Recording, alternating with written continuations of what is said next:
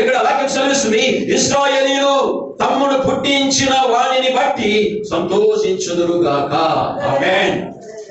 ఇశ్రాయేలు ప్రజలట ఇదిగో వారిని పుట్టించినటువంటి దేవునిని బట్టి వారు సంతోషించుదురుగాక అని వాక్యము సెలవిస్తుంది. మనము కూడా ఏ విషయంలో సంతోషించాలంటే ఇదిగో నిజమైనటువంటి దేవాది దేవుణ్ణి తెలుసుకున్నందుకు, నీలో నాలో మనందరిలో ఉన్నటువంటి ఆత్మకి తండ్రి అయినటువంటి దేవుని తెలుసుకున్నందుకు, ఆ తండ్రి ద్వారా ఇదిగో రక్షణ పొంది ఉన్నామని మనం సంతోషించాలన్న. లేదా దేని నిమిత్తం సంతోషించాలి?